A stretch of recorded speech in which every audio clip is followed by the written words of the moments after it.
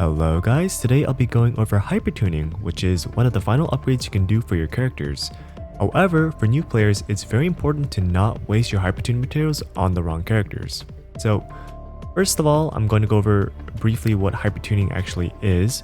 For each memory resonance a character has, you can spend 480 alpha crystals and 80 beta crystals to increase the base stats of that memory. Now, top row memories give HP and crit, and bottom row ones give attack and defense, so people usually start by hypertuning their bottom memories. Once you actually do a hypertune, you'll see that the blue arrow for resonance turns a slightly lighter blue. Now, at 2 resonances per memory and 6 memories, that means you can potentially hypertune 12 times per character, which means you're going to need a lot of crystals. Now that brings us to the actual problem, which is getting hypertune crystals.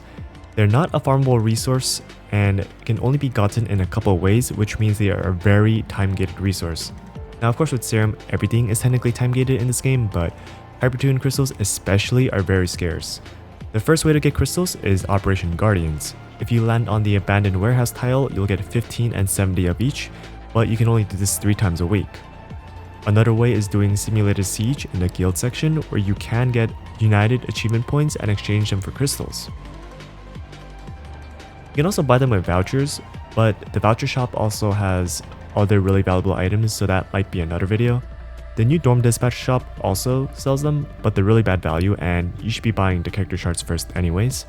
So you don't get that many shards a week, so you do need like a couple months to just fully hypertune one character. Luckily, not every character needs to be hypertuned. Newer players should only focus on doing it for their newer and stronger characters like Stigmata and Crimson Weave. Also, since it takes months to build up enough crystals, you should avoid hypertuning characters that you plan on replacing within the next couple patches, even if they are your main carries right now. Once you have decided on a character to hypertune, again, it'd be better to start with the bottom row first and then do the top row if you want to do all 12 hypertunes to get the Infinitas Awakening for that character. Once you have unlocked Infinitas, you can go and do Sequence Pact and station up to 6 Infinitas characters. Each one you station can increase the damage of all your Hypertune characters up to 2% depending on how many Hypertunes you have for that memory slot. So if you station someone in slot 1 and you have 1 Hypertune on memory 1, then you'll get a 1% damage increase. With 6 station characters, a fully Hypertune character can get up to 12% damage increase, and you can tell which resonances are hypertuned by the arrow turning reddish orange.